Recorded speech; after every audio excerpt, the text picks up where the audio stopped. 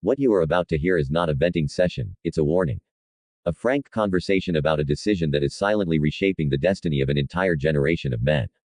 Beneath the facades of success and seemingly stable lives lies a silent calculation. A calculation so cold, so logical, that it is rewriting the rules of love and commitment. What if I told you that more and more successful, accomplished men are abandoning marriage, not out of fear, but as a simple matter of emotional and financial survival? This is an increasingly common sight. Men in their 30s, 40s, or even 50s, professionally stable with seemingly solid lives, abandoning marriage as if it were radioactive. The motivation isn't an inability to find a partner or financial problems, it's a rational calculation. And the result of that calculation is chilling. The 56% divorce rate they always quote is just the surface, a number that seems acceptable. The real statistic, the one that reveals the truth behind closed doors, is much bleaker. When we consider couples who stay together only for the children, the mortgage, the health plan, or the fear of starting over at 50, that rate can reach 70% or 75%. 3 out of every 4 unions are dead or dying, and men are finally waking up to what this means. Want to know the real reason why so many men hesitate to get married? They aren't stupid. They see their friends being destroyed in family court. They see their fathers stretching themselves thin to support families they're estranged from. They understand the rules of the game, and they're choosing not to participate, not out of hatred for women or an inability to commit, but because the risk-to-reward ratio is so catastrophic that only a fool would sign such a contract without hesitation. Here's a paradox that should be terrifying. 86% of divorced individuals remarry within 5 years. Think about that. Individuals who have experienced the emotional and financial devastation of divorce, who have seen their children split between 2 homes, are lining up to repeat the experience. It is a behavior comparable to victims of abuse who return to their abusers. The mantra is, this time it's different. It's the most expensive lie in human history. But it is not different. It's the same game with a different player. The same contract with a new signature. The psychology behind this repetition is fascinating and disturbing. We are biologically wired to form couples, and society conditions us from birth to believe that marriage is synonymous with success and singlehood with failure.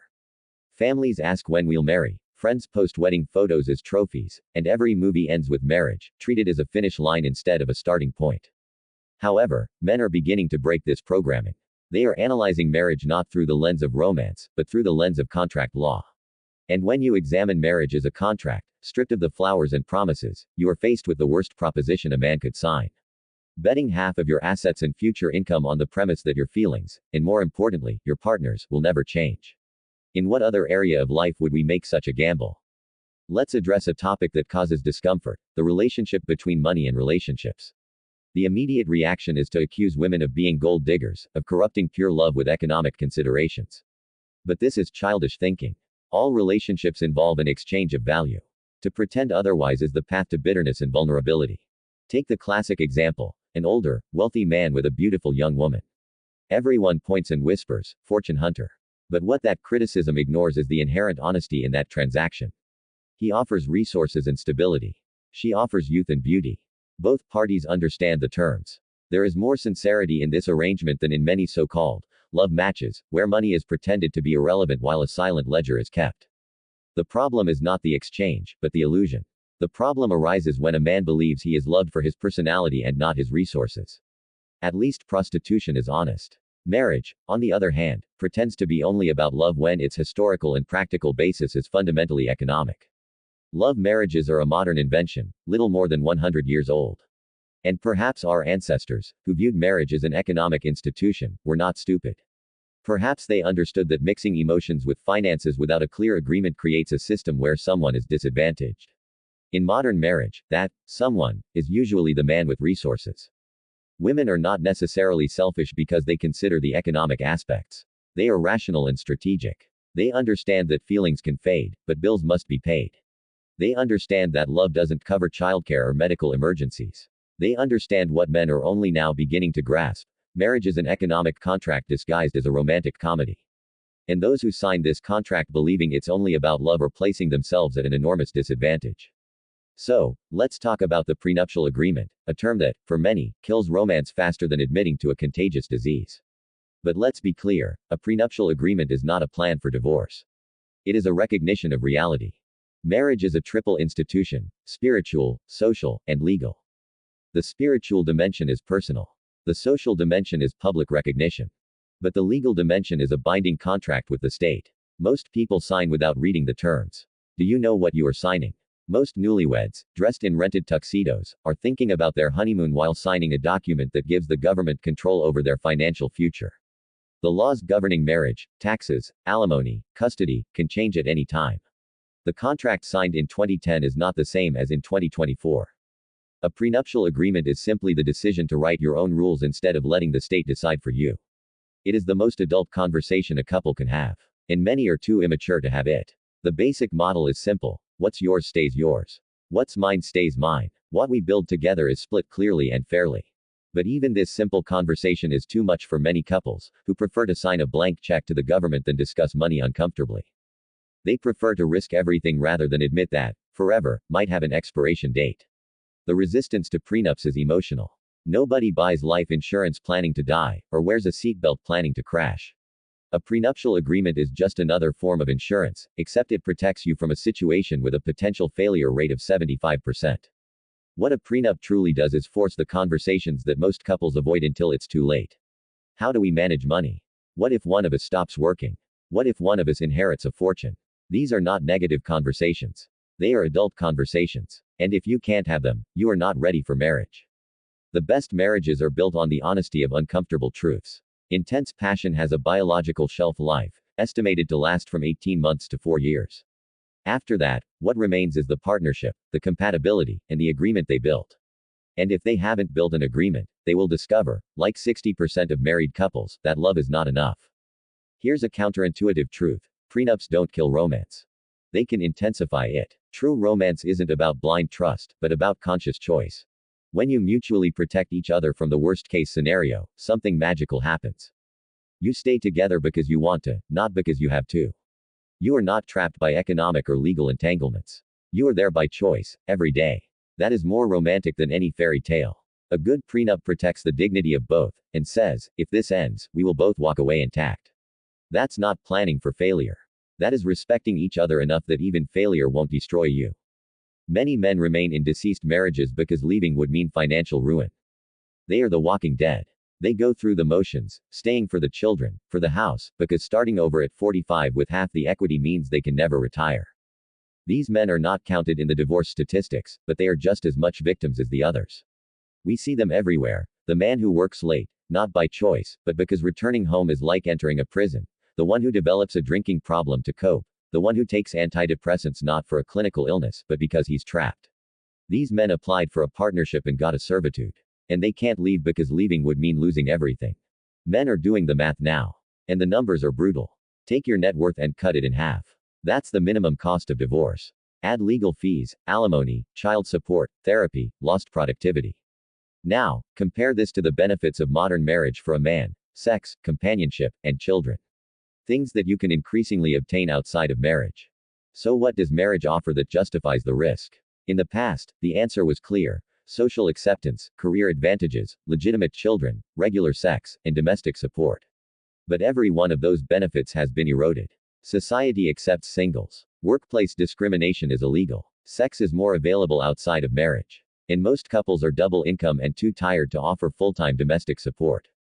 What's left? Love. Possible without a contract. Commitment. You can commit without the state's intervention. Partnership. You can have it without legal entanglement. The only exclusive thing marriage offers is the opportunity to lose half your assets and access to your children when the relationship fails. And men are realizing this is not a benefit. It is a threat. The response to this reasoning is often a personal attack. You are bitter. You are hurt. But look at the men who are walking away from marriage. Many have never been married. They are successful and happy. They are not hurt. They are logical. They analyzed the contract and decided not to sign. This is not emotional damage, it is financial literacy. The new model that is emerging is not the flight from relationships, but the flight from legal entanglement. Men continue to date, love, and commit. They just don't sign the contract. They keep their assets separate, their own spaces, protecting their futures while building partnerships. And despite traditional social pressure, many are thriving. The system that used to pressure men into marriage is crumbling. And without that pressure, men are asking a simple question: what's in it for me? And they are not finding a satisfactory answer. This is not a celebration or a condemnation. It is an observation. Marriage rates are in freefall. The age of first marriage is climbing. More men are choosing to remain single. And instead of asking why men are broken, perhaps we should ask why the institution of marriage is so broken that rational men are walking away from it. The bare truth is that modern marriage is a terrible deal for men with resources. It's a great deal for men with nothing to lose and women with everything to gain. But for successful men with assets to protect, marriage is like Russian roulette, with half your wealth as the price. If you still decide to marry, do it with your eyes open. Have the prenuptial conversation. The serious one, not the superficial one that is abandoned at the first sign of discomfort. Because you can fail. No matter how much you love each other today, you can fail. And if you can't have that conversation, you are not ready for marriage. You are ready for the facade of marriage, which is very different. You are ready for the fantasy, not the reality. Couples who succeed are those who can talk about money without conflict, plan for contingencies without feeling betrayed, and protect each other, even from themselves. They choose each other every day. Not because they have to, but because they want to. And that choice is only real when leaving is a genuine possibility. Marriage can be beautiful and transformative. But it can also be your financial and emotional destruction. Pretending the second possibility doesn't exist doesn't make it disappear. It just leaves you unprepared. Men are not walking away from love. They are walking away from a contract that doesn't make sense. They are not refusing to commit. They are refusing to place their commitment in the hands of a legal system that profits from their failure. Think about who profits from divorce: lawyers, therapists, real estate agents. An entire industry built on the destruction of families. The family court system is not broken. It is working exactly as designed, to extract the maximum resources from broken families. The higher earners are usually the primary target of this machine. If this irritates you, ask yourself why. Why does a man's financial self-protection irritate you? Why does a rational risk assessment in romance offend you? Perhaps it's because you were sold the same fantasy everyone else was, that love conquers all. Including math, statistics, and the law. But fantasy doesn't pay alimony. Reality does. And men are finally choosing reality over fantasy. The game has changed. The risks have multiplied. The benefits have evaporated. And men have noticed. They are not wrong to protect themselves. They are smart. Marriage is dying not because men refuse to commit, but because the institution demands too much and offers too little. Until that changes, until the contract makes sense, men will continue to walk away. And perhaps this is not a crisis, but an evolution.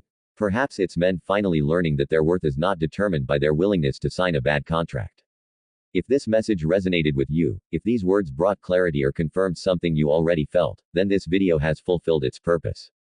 Here on the channel, we believe that difficult conversations are necessary for smart decisions. If you want to continue on this path with us, for more honest reflections on relationships, money, and the choices that define our lives, please like and subscribe so you don't miss the next content. Your opinion is essential to us. Leave your comment below. Do you think this is a cold analysis or not? Consider acquiring my ebook Antifragile. For only $15 you will have access to very important content for modern masculine life, content that I cannot place here on the platform. Link in the QR code. See you in the next video. Onward, warriors.